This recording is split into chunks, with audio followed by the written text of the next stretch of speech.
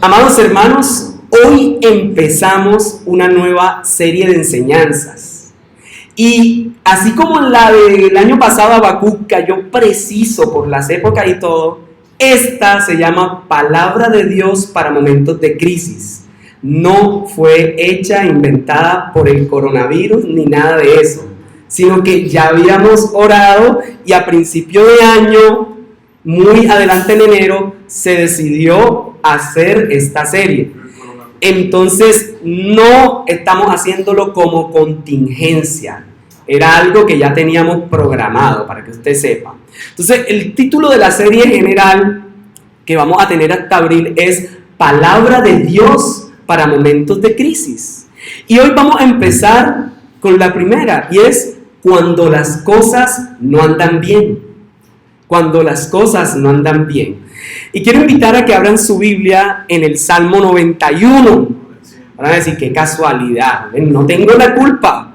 Ya teníamos programado todo, así que ni modo. Salmo 91. Dice la palabra del Señor, y lo voy a leer en la versión Reina Valera. Dice así: el que habita bajo el abrigo del Altísimo morará bajo la sombra del Omnipotente. Diré yo a Jehová, esperanza mía y castillo mío, mi Dios en quien confiaré. Él te librará del lazo del cazador, de la peste destructora. Con sus plumas te cubrirá y debajo de sus alas estarás seguro. Escudo y adarga es su verdad. No temerás el terror nocturno, ni saeta que vuele de día, ni pestilencia que ande en la oscuridad, ni mortandad que en medio del día destruya. Caerán a tu lado 1000 y 10,000 a tu diestra, mas a ti no llegará. Ciertamente con tus ojos mirarás y verás la recompensa de los impíos. Porque has puesto a Jehová, que es mi esperanza, al Altísimo por tu habitación, no te sobrevendrá mal, ni plaga tocará tu morada. Pues a sus ángeles mandará acerca de ti, que te guarden en todos tus caminos. En las manos te llevarán para que tu pie no tropiece en piedra. Sobre el león y el áspid pisarás. Hollarás al cachorro del león y al dragón. Por cuanto en mí ha puesto su amor, yo también lo libraré. Le pondré en alto, por cuanto ha conocido mi nombre. Me invocará y yo le responderé. Con él estaré yo en la angustia. Lo libraré y le glorificaré. Lo saciaré de larga vida y le mostraré mi salvación. Padre, gracias. Gracias, Señor, por tu palabra. Gracias por este salmo, Señor, que sale desde el fondo de su autor. Que en medio de tiempos de crisis, cuando las cosas no andan bien, Él encuentra que el único refugio, la única solución, el único que puede librarlo y salvarlo, eres tú. Gracias, Señor. Háblanos a nosotros y usa tu palabra para ese fin. En el nombre de Jesús, amén. Hermanos, el Salmo 91 es un salmo de confianza. Es de ese tipo de salmos que uno lee y uno queda, caramba, eso era lo que necesitaba leer. Ahora, la palabra de Dios para momentos de crisis, cuando las cosas no andan bien, según el Salmo 91, es: solo quien hace de Dios su morada encuentra en Él su habitación y su salvación en el día de la crisis. Repito, el argumento de este texto es: solo quien hace de Dios su morada encuentra en Él su habitación y su salvación en el día de la crisis. Entiéndase crisis cuando las cosas no andan bien. Hay dos grandes divisiones en este texto.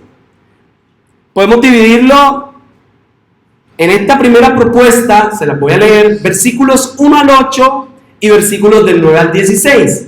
Quiero que mire su Biblia, porque necesito que esté ahí pendiente en su Biblia o en su Biblia electrónica o en su teléfono que se vuelve en Biblia. Versículos 1 al 8. es la invitación a habitar y a confiar en que Dios librará en medio de la crisis. Mucho ojo, es la invitación a habitar y a confiar en que Dios librará en medio de la crisis, en que Dios librará cuando las cosas no andan bien. Esos son los versículos 1 al 8. Los versículos 9 al 16 son los resultados de habitar y confiar en que Dios librará en medio de la crisis. Primero tenemos la invitación a confiar, versículos 1 al 8. Luego tenemos los resultados de confiar habitando en el Señor en medio de la crisis. Eso es lo que vamos a encontrar en el Salmo 91. Pero también lo podrías ver de esta manera. Versículos 1 y 2, para los que les gustan los pronombres. Yo confío en Dios. Y lo van a encontrar, hay un énfasis en el yo. Versículos 3 hasta el versículo 13 va a encontrar un énfasis en el tú, confía. Y versículos 14 hasta el 16, Él, hablando de Dios, nos libra, nos guarda. Hay un yo, tú, Él. Así que cualquiera de las formas con las que quiera mirar el Salmo va a ser exquisito. Hoy invito de esta manera. 1 al 8, la invitación a habitar y a confiar en que Dios librará en medio de la crisis. 9 al 16, los resultados de habitar y confiar en que Dios librará en medio de la crisis. Entonces vamos con esta primera parte del texto. Versículos 1 al 8, revíselo bien. Entonces, los versículos 1 al 8 son ¿qué? La invitación. El salmista está invitando, está llamando a la gente, vengan. Pero vamos a ver cómo lo hace de una manera muy sutil. Y en esto quiero utilizar dos pronombres. De los versículos 1 al 8 vamos a ver, del 1 al 2 está el yo. Y de los versículos 3 al 8 el tú. Versículos 1 y 2 aparece el salmista, enfoque sus ojos en el texto. El salmista va a hablar desde el versículo 2 en primera persona y se va a autoinvitar a depositar toda su confianza en establecer habitación en el Señor y morada en Él para ser refugiado. El versículo 1 es la idea central del texto, obsérvelo. Mire, el que habita, ¿qué cosa?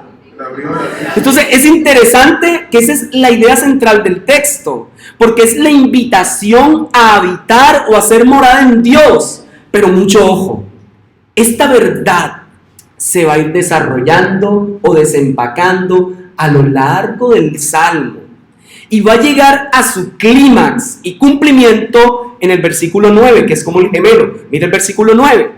Pareciera que es otra repetición, el cual ya no expresa la invitación como diciendo es sí el que habita, sino que ahora expresa ¿qué cosa? Porque has puesto a Jehová, que es mi esperanza, al Altísimo por tu habitación.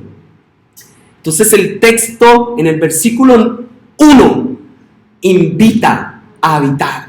En el versículo 9 ya está habitando.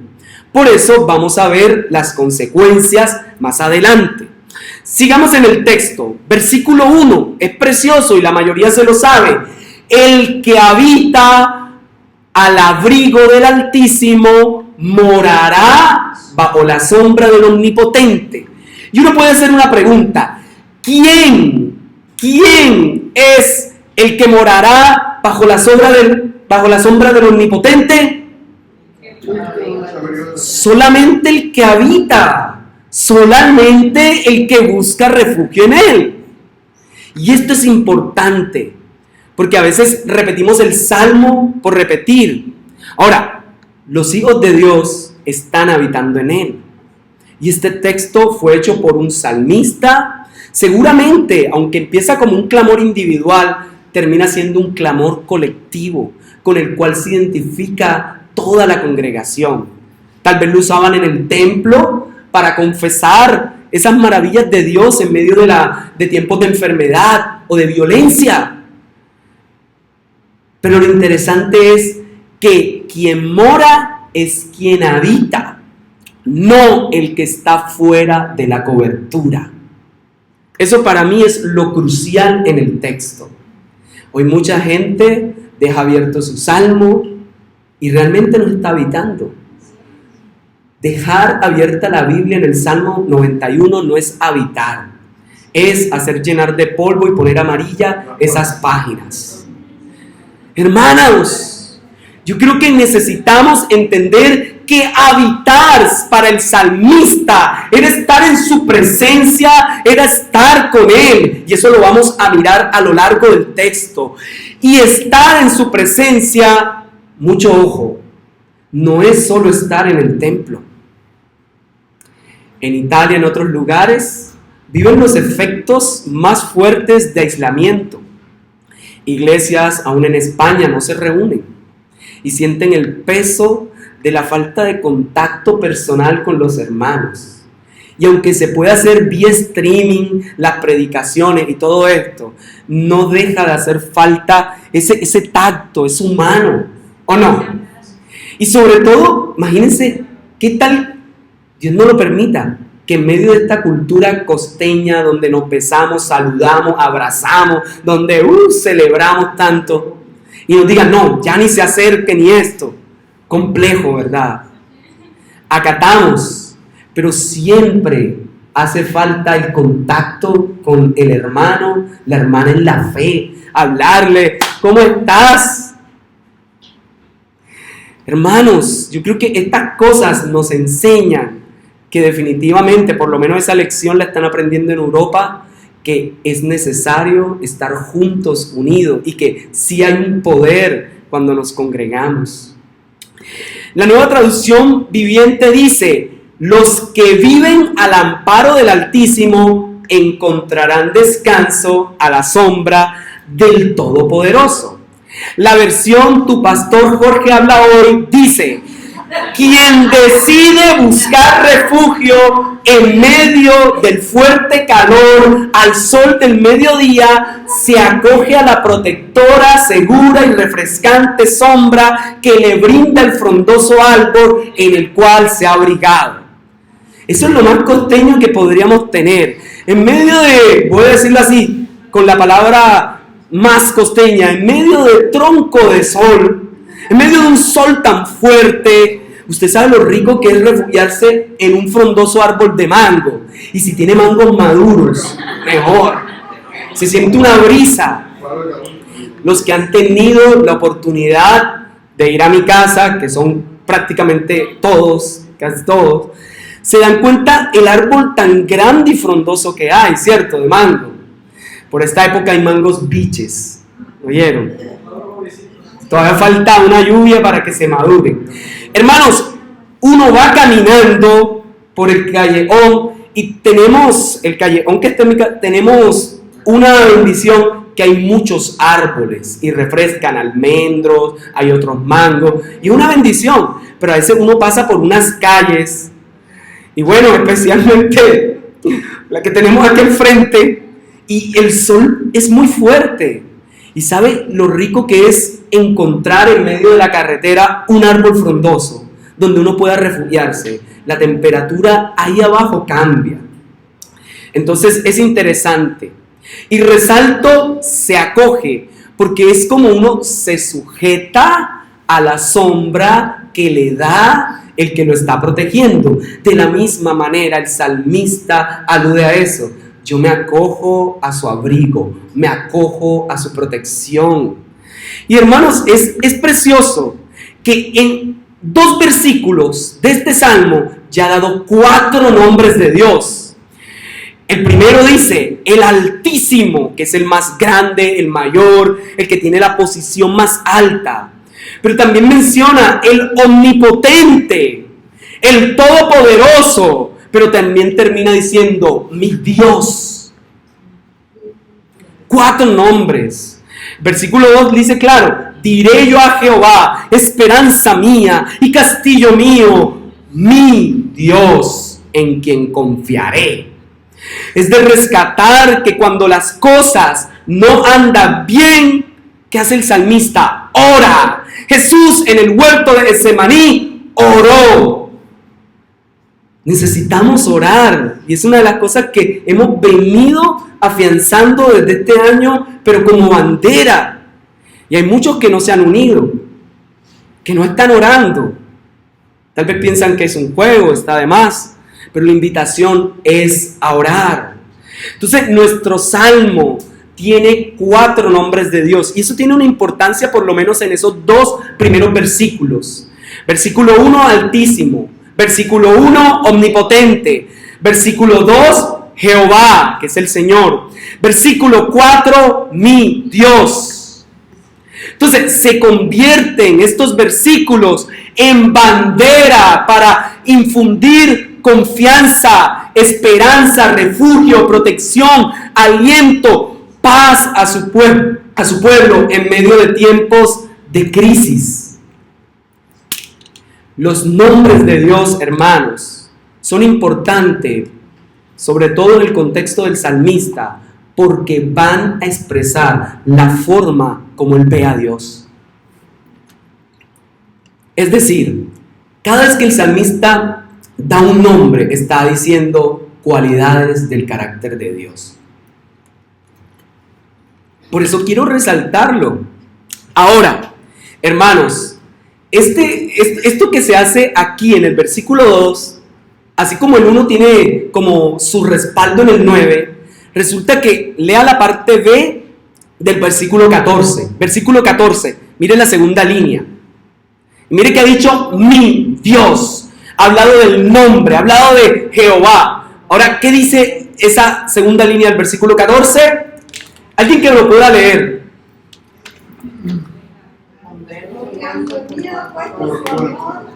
Yo también lo libraré, le pondré en alto por cuanto ha conocido mi nombre. Ojo, miren esta parte B, la segunda línea. Le pondré en alto por cuanto que ha conocido mi nombre. Y al inicio parece dando los nombres de Dios. No es casualidad. Es que el salmista ha compuesto su oración, su salmo, de esa forma, para evidenciar que él pasa de la invitación a confiar al refugiarse confiando. Para el salmista, Dios es un Dios personal, es un Dios inmanente, es decir, está aquí, está ahora, está entre nosotros. Muchas veces pensamos es en el Dios trascendente, sentado en su trono. Dios no es solo trascendente, está allá. Dios está acá, es inmanente. Dios no nos mira desde su trono egoístamente. Dios está aquí en medio de nosotros. Al final de Mateo 28, he aquí, yo estoy con vosotros todos los días hasta el fin del mundo, dice Jesús. Pero también añade, no os dejaré huérfanos, enviaré al otro consolador. Usted no está solo, tiene al Espíritu de Dios habitando en usted. Amado, Dios irrumpe la cotidianidad según este texto. Entra en escena, se preocupa por la crisis, por los miedos, por la necesidad de seguridad y de protección del salmista. Él sabe cómo está su estado de ánimo. Amado, no importa si es enfermedad, no importa si estamos pasando por un tiempo donde sentimentalmente estamos rotos, si estamos pasando por tiempos donde prueba tras prueba, si tal vez estamos, ya no sé qué hacer con mi empleo. Por ahí les decía lo del pago. Nada, uno dice, ¿qué es esto? ¿Cierto? Hermanos, a veces uno no sabe qué hacer, pero la invitación del salmista es orar, confiar, habitar. Yo no sé si tienes escasez de recursos económicos. Bueno, sí sé, muchos. Sí sé de cuántos. Y he apoyado a todos los que he podido. Y entre todos, ser hermanos que apoyan a otros. Y es bueno hacerlo. Y necesitamos orar porque Dios dé provisión, porque hay muchos entre nosotros que están pasando necesidades y necesitamos como iglesia protegerles, cuidarles. Otros tienen miedo de quedarse solos. Otros están asustados porque no saben qué van a hacer de su vida. Otros solo dicen, bueno, no se diga más, apague y vámonos, ya yo no sé ni qué hacer. Hermanos, si ya tú no puedes porque tu yugo es imposible de cargar, llega al Señor, porque has esperado a que tu yugo ya sea insostenible. No sé si estás pasando por una pérdida de un familiar. Nuestra hermana Jenny se está pasando por eso. Falleció su esposo. Y gracias a Dios, muchos hermanos han estado pendientes, hemos estado en varios lugares, pero sigue necesitando de nosotros. Hay que estar con ella. Hermanos, quiero que sepas que Dios sigue siendo Dios en medio de todo. Conocer quién es Dios y habitar en Él es el fundamento de la confianza para el salmista. Por eso te invito a conocer a Dios, a habitar en Él, para que sea el fundamento de tu confianza. Cuando las cosas no están bien, debemos acercarnos a Dios a través de Jesús, porque en Él hemos sido reconciliados y solo por su sangre podemos habitar en el Padre. Juan 14, 20 al 24, miren lo que dice con respecto a esto de habitar. Juan 14, 20 al 24. En aquel día vosotros conoceréis que yo estoy en mi Padre, y vosotros en mí y yo en vosotros. El que tiene mis mandamientos y los guarda, ese es el que me ama. Y el que me ama será amado por mi Padre, y yo le amaré y me manifestaré a él. Le dijo Judas, no el Iscariote: Señor, ¿cómo es que te manifestarás a nosotros y no al mundo? Respondió Jesús y le dijo: el que me ama, mi palabra guardará, y mi Padre le amará, y vendremos a él y haremos, ¿qué cosa? Morada con él. El que no me ama, no guarda mis palabras, y la palabra que habéis oído no es mía, sino del Padre que me envió. Esto pareciera como que Jesús hubiese tomado el Salmo 91 y lo aplica.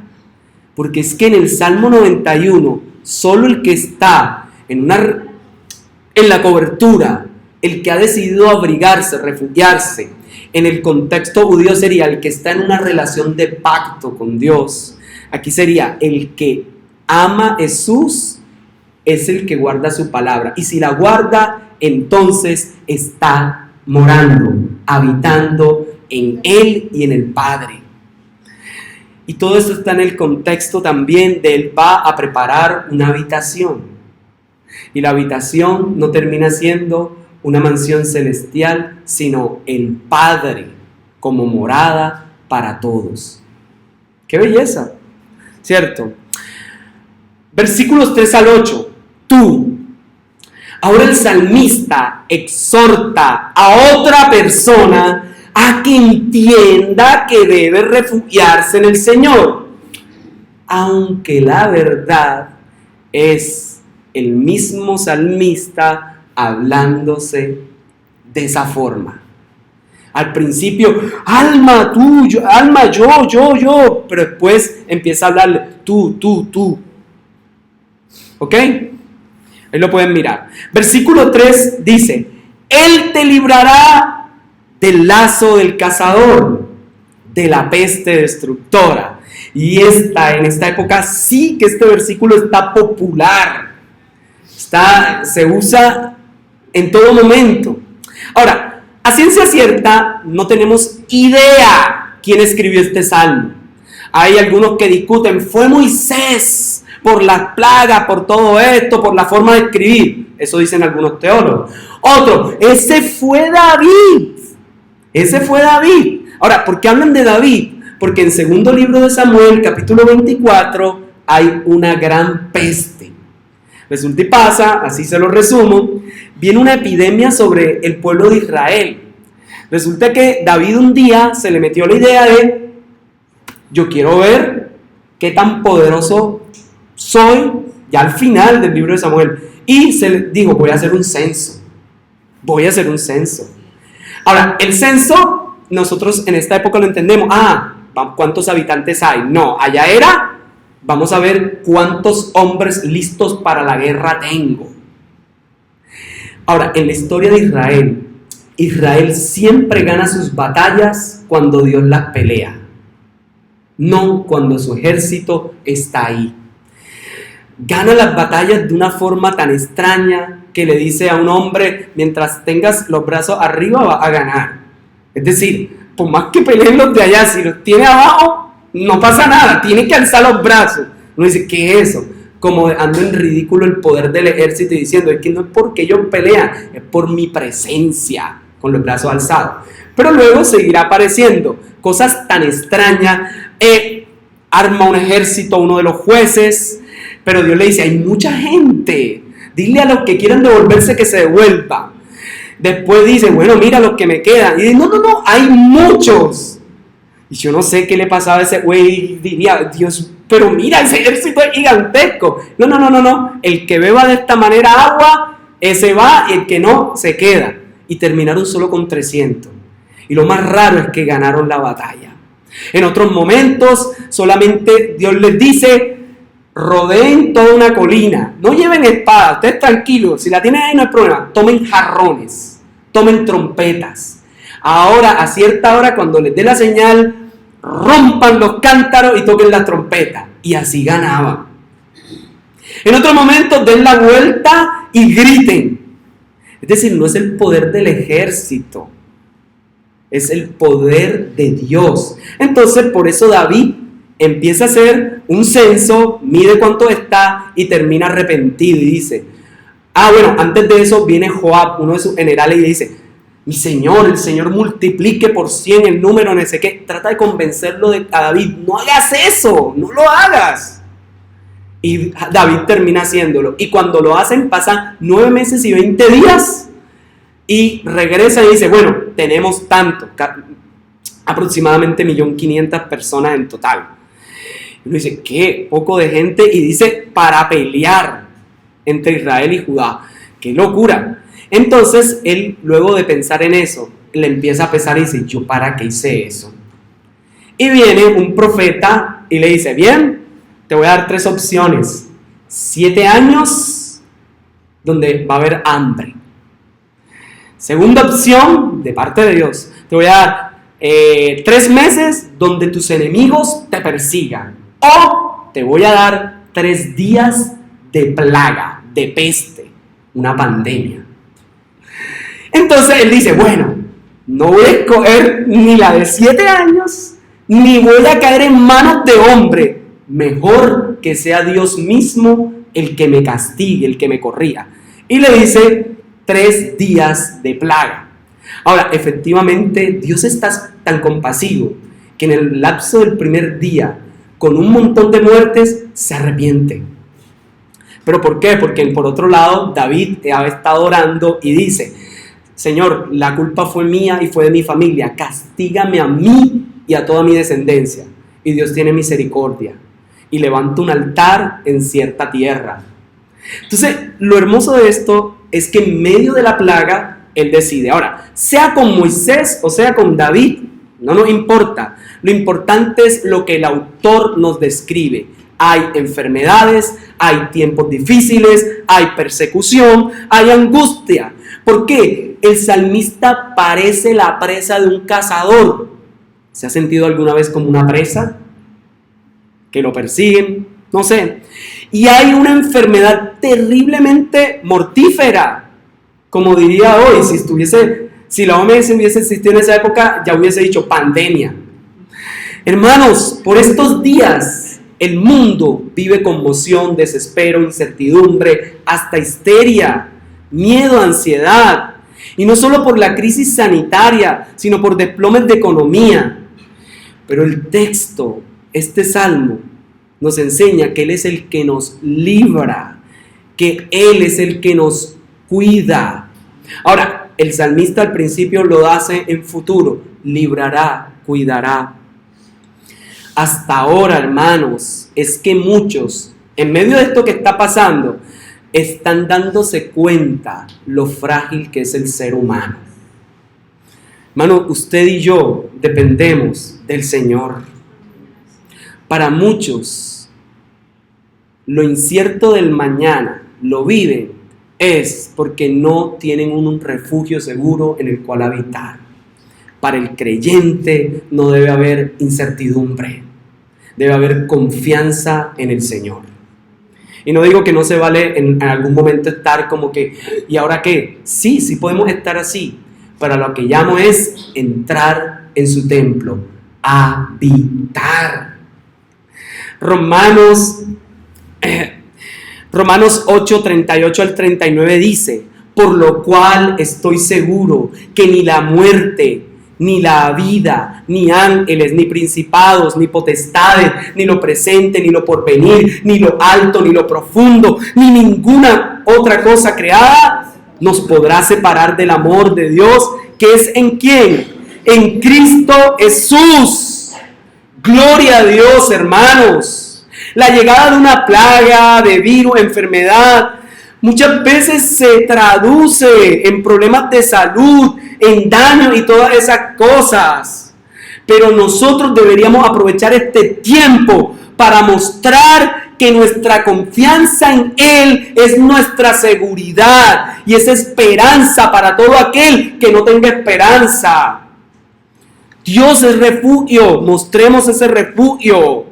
Cuando las cosas no andan bien, hermanos, cuando vivimos en momentos de crisis, debemos comprender algo. Y es que es una gran oportunidad para mostrar el testimonio de la luz, para mostrar el testimonio de Cristo, de por qué nos salimos corriendo cuando pasan cosas.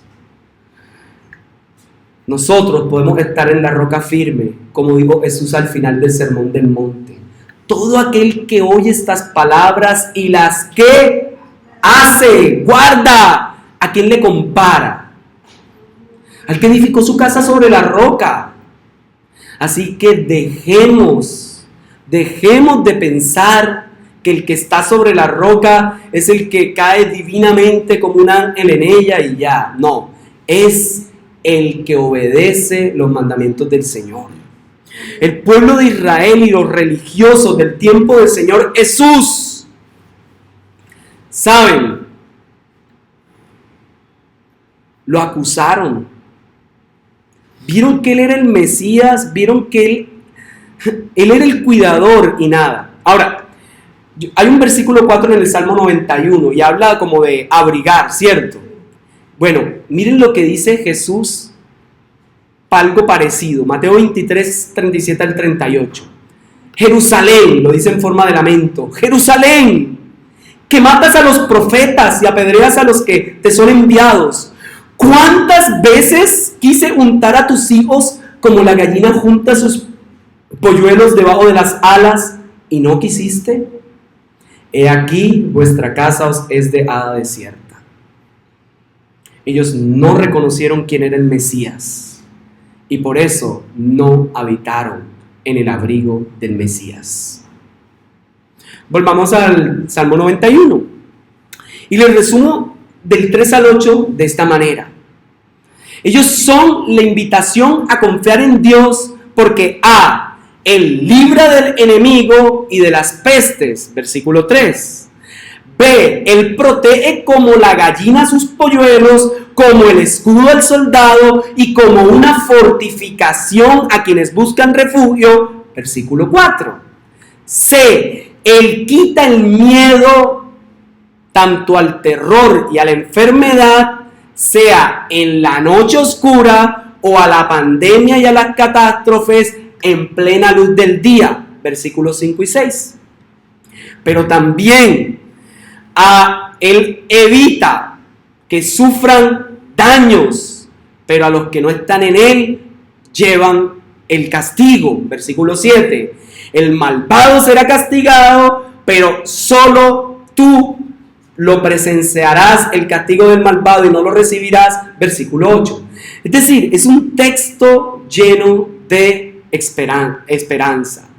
Para el salmista, Dios protege en la vida real y lo hará hoy, lo sigue haciendo hoy, lo hace con todo aquel que ha venido a refugiarse en Jesús. Segunda gran parte de este texto, y es la más corta, versículos 9 al 16. Si en la primera parte decíamos la invitación a habitar y a confiar en que Dios librará cuando las cosas no andan bien, ahora es los resultados de habitar y confiar en que Dios librará cuando las cosas no andan bien. Ahora, estos resultados se reflejan de dos formas. Seguimos en el tú, versículos 9 al 13, pero va a haber un cambio al él, versículos 14 al 16. Versículos 9 al 13, miremoslo. Y es como si el salmista dijera en estos versículos: tú serás protegido y sus ángeles te guardarán. Hermanos, ahora el salmista exalta que él, como ha decidido tomar como refugio al Señor, va a encontrar protección hasta de los ángeles. Esto es interesante. Ojo con esto, pero yo quiero que estén pendientes de los movimientos que tiene el texto. Porque es que al principio era una invitación. Luego, y todo era, sí, te va a librar. Pero ahora empieza y dice, ya yo habito, ya estoy. Y ahora, aunque aparece habitar y todo, aparece, va a mandar aún a sus ángeles. Pero solo en esta primera parte. Quiero que estén muy atentos porque lo que viene es buenísimo. Ahora, hermanos, cuando las cosas no andan bien, nosotros tendemos a buscar señales para saber si Dios existe. Dios, si tú aún me amas, no sé, muéstrame tal cosa o dime tal cosa. Si aún estás presente, que yo abra la Biblia y el versículo tal me lo diga. Hermano, Dios está presente. Y sé que en medio de momentos de crisis podemos tener algunas dudas como esa. Pero quiero que siempre tenga presente que Dios está para usted, que Dios es real, que su palabra, no importa donde la abra, siga su vida devocional, siga que en cualquier texto que habla, Dios está hablando. No tiene que esperar uno especial, no tiene que esperar una señal especial. Que se quemó la Biblia menos esa página. Entonces ese es el texto. Hermanos, Dios puede que haga a veces cosas como esa, pero no es así. En general toda su palabra está disponible. Que puede usar un texto específico hasta en una buceta, lo puede usar. Bueno, ya en los Transcaribes no, en las bucetas que quedan. Dios lo puede usar, pero Dios habla en toda su palabra. Hermanos, a veces, cuando vemos, y lo decíamos en la serie de Habacuc, cuando vemos tantas cosas que pasan, enseguida todos se alertan y dicen, ¿vieron? El Señor ya viene, ya viene. ¿Por qué tenemos que esperar? Y lo repetiré cada vez. ¿Por qué tenemos que esperar terremotos, pestes, cosas? Para decir, ya viene el Señor, si su palabra lo está anunciando hace 2000 años. ¿Por qué tenemos que ser tan de señales y catástrofes? Pedro dijo, esto es lo que anunció el profeta Joel el día de Pentecostés, en los postreros días, desde hace 2000 años, estamos en los últimos días. Y cada día que pasa estamos más cerca, como lo diría Pablo, para la venida del Señor. Pablo la sentía inminente. Por eso en la primera carta de Tesalonicenses, capítulo 4, dice, nosotros los que estemos vivos, se incluye, cuando Él venga, nos iremos con Él en el aire. Porque Él lo sentía inminente. Si Él lo sentía inminente, ¿cuánto más usted y yo debemos sentir que Cristo está cerca? No es por las señales, porque en Mateo 24, cuando habla de señales, Él se las embolata y le dice, cuando así como el relámpago sale del oriente al occidente, así será la venida del hombre. Es decir, cuando yo venga, todo el mundo me va a ver y sabe que ya llegué. No se pongan a esperar tantas cosas. Ahora, la señal otra que de y que es de responsabilidad es: el evangelio será predicado a todas las naciones y entonces vendrá el fin. Si no predicamos, ¿qué fin estamos esperando? Entonces, hermanos, en medio de estos tiempos, mucha gente empieza a buscar falsos cristos, empieza a buscar falsos profetas, falsas señales, empieza a buscar, y saben, lamentablemente mucha gente se aprovecha y manipula, utiliza engaños para decir que vienen en el nombre de Cristo, en el nombre del Señor, solamente para coger, para robar, coger a las ovejas, llevárselas a un redil que no es de Dios. Entonces, cuando Jesús fue al desierto, me parece interesante, según se relata en Mateo capítulo 4, Satanás usó este salmo y usó 2 versículos, el 11 y el 12. Y a mí me llama la atención que los sacó de su contexto. Porque aquí es en un caso, sí, mira, si te vas a caer en el Salmo 91 va a pasar algo, Él va a enviar a sus ángeles. Pero aquí es Satanás proponiéndole, pero tírate, no que Él te va a librar, tírate tú. Y hoy en día muchos, yo no sé, hay videos hasta de gente, no, el Señor me ama, así que yo voy a caminar por estos carbones ardiendo. Señor me ama, voy a tomar estas serpientes, estas escorpiones para que vean que no me voy a morir. Eso es tentar a Dios. La respuesta de Jesús seguiría siendo la misma en Mateo. Escrito está también: no tentarás al Señor tu Dios. Así que esos jueguitos, ese poco de cosas, no son de Dios.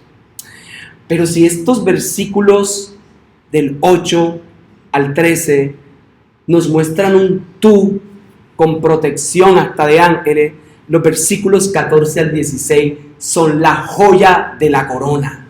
Porque ya no es enviaré ángeles y eso, ahora es yo mismo estaré contigo. Y esta es la mejor de las esperanzas. Y esto es lo precioso del Salmo, que aunque empieza diciendo hay que habitar, no sé qué, el que habita, en el 9 dice ya yo habito. Manda a Dios protección hasta de ángeles, pero al final dice no, yo mismo estoy contigo. Eso es lo que me encanta, es Dios personalmente librando, respondiendo, estando al lado del salmista, dándole larga vida y dejándole ver su salvación. Hermano, qué belleza, se nos muestra en pleno la acción de Dios que camina a nuestro lado.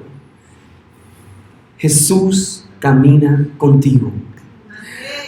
Qué belleza. Siguiendo la línea de Romanos 8, 28, 33 y 37, dice: y sabemos que a los que aman a Dios, todas las cosas les ayudan a bien. Pero ojo, esto es a los que conforme a su propósito son llamados, no para los que hacen lo que se les da la gana. Porque somos fáciles para citar hasta ahí. Es que sí, todo lo que pasa bien. No. A los que conforme a su propósito son llamados. El Señor te llamó a hacer una misión. La haces, vienen persecuciones. El Señor te libra. El Señor te mandó a tal cosa. Te libra. Si quieres otro texto para protección en medio de cualquier situación, no es este. Hay otros en el Nuevo Testamento. Pero este es cuando el propósito de Dios lo estás haciendo, estás viviendo bajo su cobertura.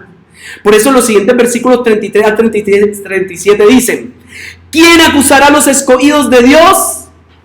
Dios es el que justifica. ¿Quién es el que condenará? Cristo es el que murió, más aún el que también resucitó, el que además está a la diestra de Dios, el que también intercede por nosotros. ¿Quién nos separará del amor de Cristo? Viene la pregunta: tribulación o angustia, o persecución o hambre, o desnudez, o peligro o espada, como está escrito: por causa de ti somos muertos todo el tiempo. somos contados como ovejas de matadero. Antes, en todas estas cosas, somos más que vencedores por medio de aquel que nos amó. No está diciendo, no voy a pasar por esas pruebas. Está diciendo, en medio de las pruebas soy más que vencedor. Hermano, si estás pasando por prueba, en Cristo eres más que vencedor. Si la prueba es por causa legítima. Pero si fuiste tú el que te la buscaste, pide misericordia de Dios, porque abogado tienes a Jesús el justo y perdón de pecados hay en él. Pero este texto, en primer lugar, este de Romanos, es precioso y es para los que están haciendo su obra. El Evangelio, hermanos, no es una vacuna que nos inmuniza de todo mal. Es más bien la confianza en que en medio de cualquier situación saldremos vencedores porque estamos bajo su cobertura. Porque Cristo venció, nosotros hemos vencido. Porque Cristo resucitó, nosotros hemos resucitado. Porque Cristo ascendió, un día ascenderemos. Y donde Él esté, nosotros estaremos. Un virus, una persona, un asesino puede matar solo tu alma, puede matar solo tu cuerpo, pero nunca tu alma. Mateo 10, 28 al 33 evidencia esto. Y no temáis a los que matan el cuerpo, mas el alma no pueden matar. Temed más bien a aquel que puede destruir el alma y el cuerpo en el infierno. No se venden dos pajarillos por un cuarto, Mateo 10, 28 al 33. No se venden dos pajarillos por un cuarto, con todo, ni uno de ellos cae a tierra sin vuestro Padre, pues aún vuestros cabellos están todos contados. Así que no temáis, más valéis vosotros que muchos pajarillos. A cualquiera pues que me confiese delante de los hombres, yo también le confesaré delante de mi Padre que está en los cielos. Y a cualquiera que me niegue delante de los hombres, yo también le negaré delante de mi Padre que está en los cielos. Con esa palabra termino, hermanos. El Señor nos está llamando en medio de tiempos de crisis a habitar en Él, a habitar en su presencia, a estar en Él, hermanos. Qué bello es el Señor, qué bella es su palabra. Quiero invitarle a que se coloque de pie y empiece a pensar que el texto, en primer lugar, nos llama a confiar en Él. Y en segundo lugar, cuando confiamos y habitamos en Él, encontramos